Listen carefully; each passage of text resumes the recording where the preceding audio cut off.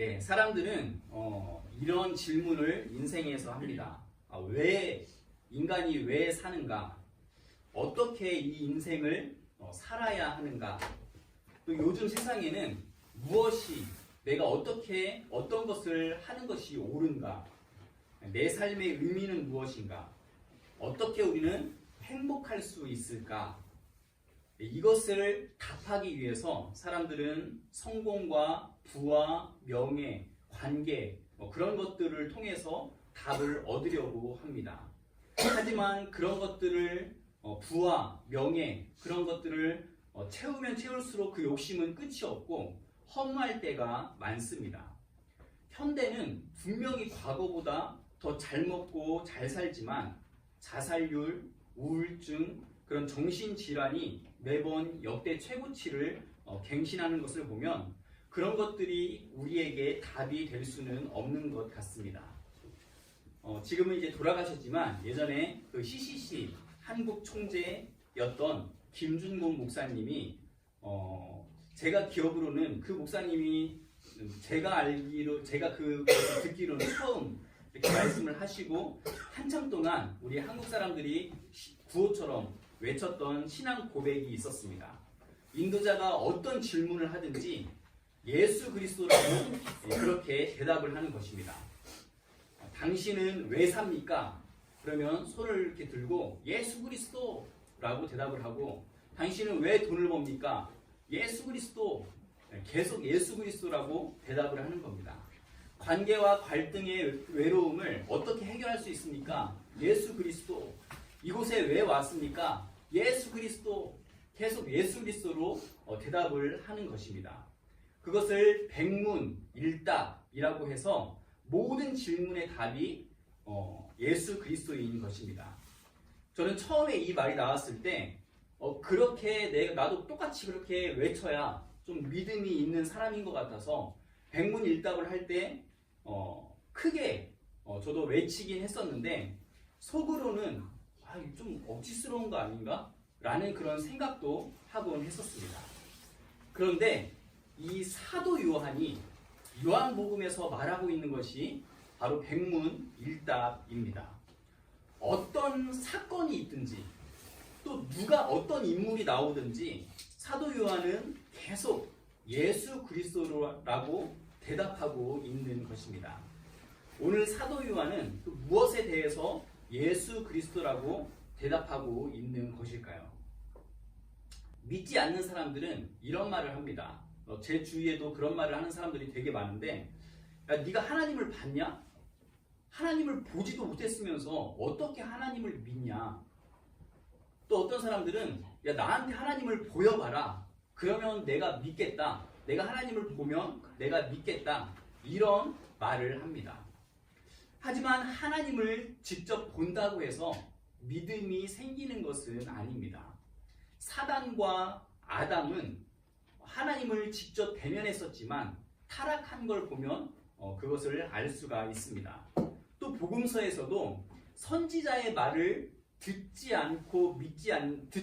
선지자의 말을 듣고 믿지 않는 사람은 죽은 사람이 살아나서 천국에 대해서 말한다고 해도 그 실체를 본다고 해도 믿지 않는다라고 말했습니다.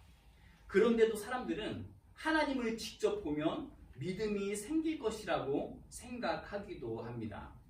그런데 하나님을 직접 그렇게 보고 싶다라고 하는 그 마음은 하나님을 믿지 않는 사람만이 아니라 하나님을 믿는 사람들도 하나님을 보고 싶어 합니다. 사도 요한은 오늘 본문 말씀을 말하면서 구약에 있는 한 사람을 염두에 두고 오늘 내용을 이야기하고 있습니다. 바로 모세입니다. 하나님께서 십계명을 주시기 위해서 모세를 시내산으로 부르셨습니다. 그런데 며칠이 지나도 이 시내산에 올라간 그 지도자 모세가 내려올 생각을 안 하는 겁니다. 모세가 하도 안 내려오니까 이스라엘 백성들이 마음이 너무 불안했습니다. 물론 하나님이 계시는 건 알지만 그것을 믿지만 지금 이 광야에서 지금 이 순간에 하나님이 함께 계신다는 하나님이 우리를 계속해서 인도하고 계신다는 확실한 증거가 필요했습니다.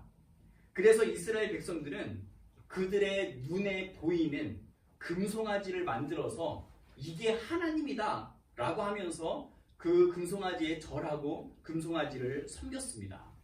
하나님이 우리를 버린 거 아니지? 홍해를 갈라주신 것처럼 지금도 우리와 동행해 주시는 거 맞지? 그것에 대한 확신이 있어야 했기 때문에 그들은 눈에 보이는 그 하나님, 금송아지를 만들어서 옆에 둔 것입니다. 하나님께서는 그 백성들에게 진노하셨고 모세도 그런 백성들을 보면서 너무나 절망이 됐습니다.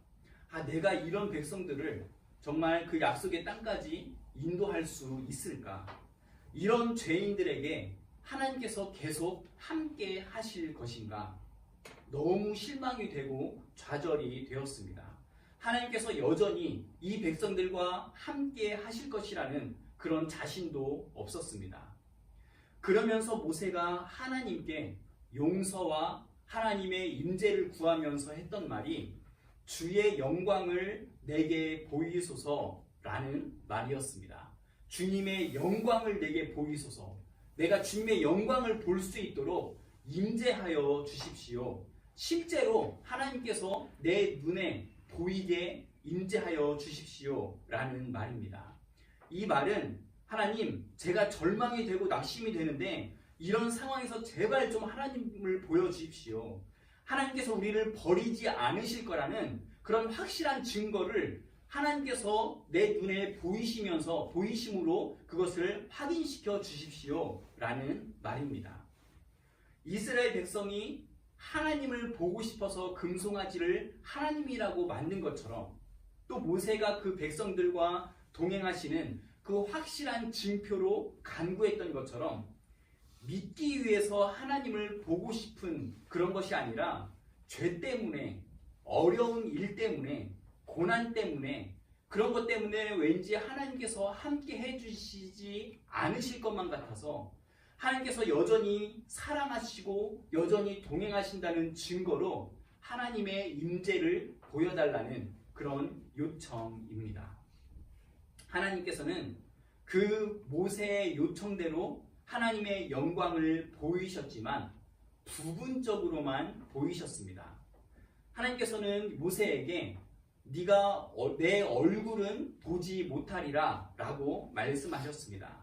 너무나 거룩하신 하나님의 영광을 이 죄인이 대면을 하게 되면 너무나 깨끗함, 그 너무나 거룩함, 그것 때문에 그것을 감당할 수가 없어서 그 자리에서 그 죄인이 바로 죽어버리기 때문에 모세조차도 하나님의 영광을 제대로 온전히 볼 수가 없었고 하나님의 등만 보았다라고 나와 있습니다.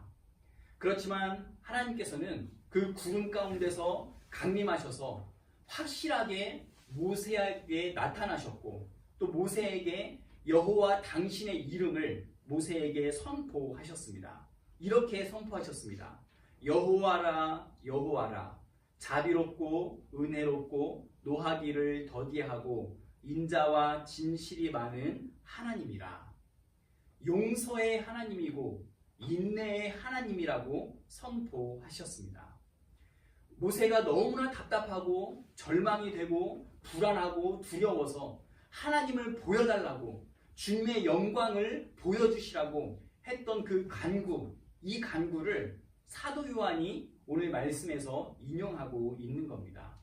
모세가 갈구했던 그 주님의 영광, 그 한 번만이라도 보고 싶어서 주님의 영광을, 주의 영광을 보이소서라고 말했던 그 영광이 어둠 가운데 있던 사람들에게 다시 나타났다라고 말하고 있는 겁니다.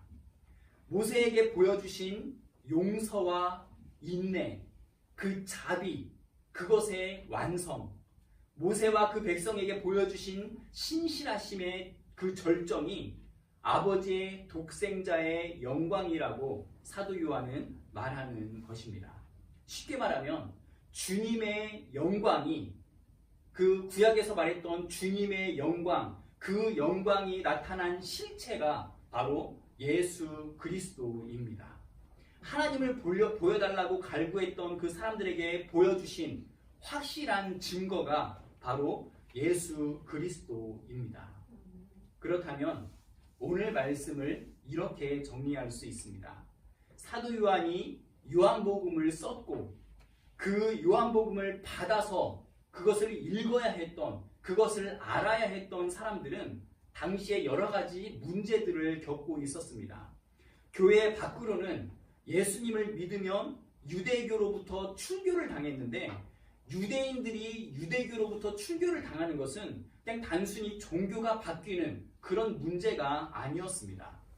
유대교로부터 출교를 당하게 되면 가족들에게도 쫓겨나게 되고 또 전반적인 생활 자체가 거의 불가능했습니다. 그리고 교회 안에서는 헬라 철학과 이원론과 기독교 막 이런 것들이 다 짬뽕이 돼서 예수의 신성을 부인하는, 부정하는 그런 갈등이 있었고, 또 교회 안에서 오래된 것일수록, 그게 무엇이든지 간에 그냥 오래된 것일수록 그게 진리라고 생각하는 그런 것들이 있었습니다. 그래서 그런 것들을 생각하다 보니, 그런 오래된 것일수록 진리다라는 것들을 생각하다 보니 교회 생활이 정형화돼서 형식적이고 습관적인 그런 신앙생활이 되어 버렸습니다. 이런 갈등과 이런 불안 속에서 하나님의 은혜를 경험하고 믿음으로 살기로 작정한 그런 하나님의 사람들이 기대하는 것은, 바라는 것은 새로운 경험입니다. 그래서 이 사람들은 하나님이 보고 싶었습니다. 내가 지금 잘하고 있는지, 나의 믿음이 참된 믿음인지, 내가 지금 이렇게 살고 있으면 되는지 하나님을 보고 그것을 확인하고 싶었습니다. 예수 믿는 것 때문에 핍박이 있고 교회 안에서도 예수에 대해서 논쟁하면서 마음이 무너질 대로 무너지고 분열되어서 낙심 중에 있는 그런 사람들에게 너희들 모세가 겪었던 그런 답답함, 그런 낙심, 절망을 지금 겪고 있지. 그래서 하나님의 임재, 하나님의 영광을 좀 봤으면 좋겠지. 그렇게 되면, 그렇게 하면 힘이 될 것 같아서 그 영광을 갈구하고 있지. 그 사람들에게 사도 요한은 말합니다. 그 영광이 바로 예수야. 그 하나님의 영광이 실체로 우리 눈에 보여지고 우리가 만질 수 있는 그 실체가 바로 예수야 라고 말합니다.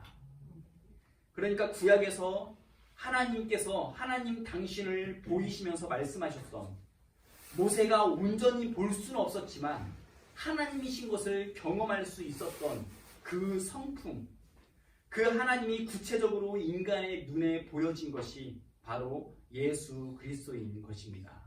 하나님을 보여달라고 했던 모세에게 당신의 모습을 보여주시면서 인자와 진실을 말씀하신 하나님이 이제 그 아들 예수를 통해서 당신의 영광을 실체로 보여주고 계시는 것입니다.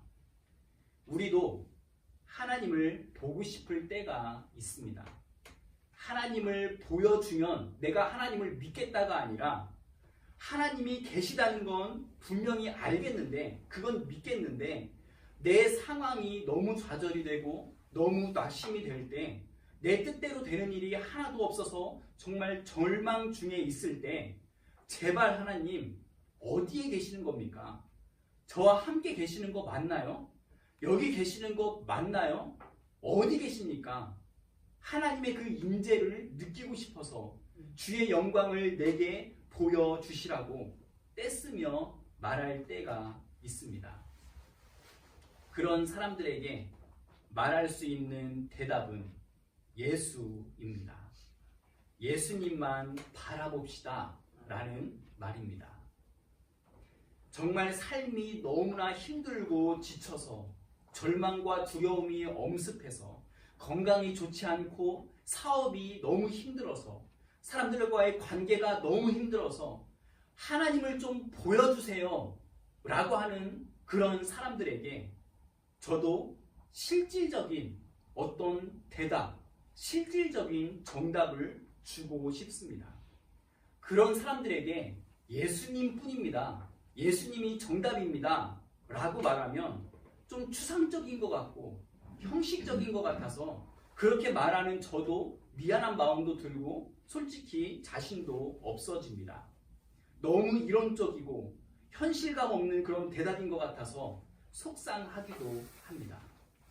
그럼에도 그렇게밖에 말할 수 없는 것은 정말 예수 그리스도 아니면 소망이 없기 때문입니다. 물론 압니다. 예수 그리스도라는 그 대답은 사람들이 기대하는 대답이 아닐 수도 있습니다. 아닐 겁니다. 사람들은 물을 포도주로 바꾸시는 그 주님을 보고 싶고 또 베데스다에서 38년 된 병자를 고치신 그 주님을 경험하고 싶고 오병이어로 5,000명을 먹이시는 주님도 경험하고 싶고 죽은 나사로를 살리시는 그 주님의 권세도 보고 싶어 합니다. 그러나 사도 요한은 그 모든 기적들이 예수 그리스도를 가리키고 있는 그런 표적에 불과할 뿐이라고 말하고 있습니다. 그 현상과 능력에 주목하지 말고 예수님에게 주목하라고 말하고 있습니다. 경제적인 문제가 있는 사람들에게 왜 예수입니까? 외로움과 갈등의 관계를 겪고 있는 사람들에게 왜 예수입니까? 끊임없이 비교당하고 열등감과 공허함이 있는 사람들에게 왜 예수입니까? 미래에 대해서 불안과 두려움이 있는 사람들에게 왜 예수입니까? 예수 그리스도, 그가 바로 은혜와 진리이기 때문입니다. 사랑으로 용서하시고 우리의 바른 길이 되어 주시기 때문입니다. 어떤 상황에서도 하나님 당신을 믿는 자들을 사랑하시며 끝까지 함께 하신다는 확실한 증거는 말씀이 육신이 되어 우리 죄를 대신 지어주신 예수 그리스도입니다. 모세가 경험했던 하나님의 영광이 이 예수 그리스도를 통해서 온전히 드러났기 때문입니다. 우리 인생의 모든 질문에 예수님으로 우리가 답하자라고 하는 것은 세상에서 일상보다 교회 일에 더 열심을 내라는 뜻이 아닙니다. 항상 주님만 생각해야 된다는 그런 경건주의도 아닙니다. 이것은 우리 모든 인생에서 하나님의 은혜와 진리, 용서와 인내, 대속과 임재를 보여주신 그 예수님을 우리가 절대 잊지 말자는 것입니다. 비록 우리는 허물도 많고 부족하지만 하나님은 우리를 놓지 않으실 것입니다. 세상이 아무리 어지럽고 분열이 되어도 세상은 하나님의 주권 아래에 있습니다. 그 하나님께서 우리를 절대 놓지 않으실 것입니다. 예화를 들면서 말씀을 마치도록 하겠습니다. 한 청년이 있었답니다.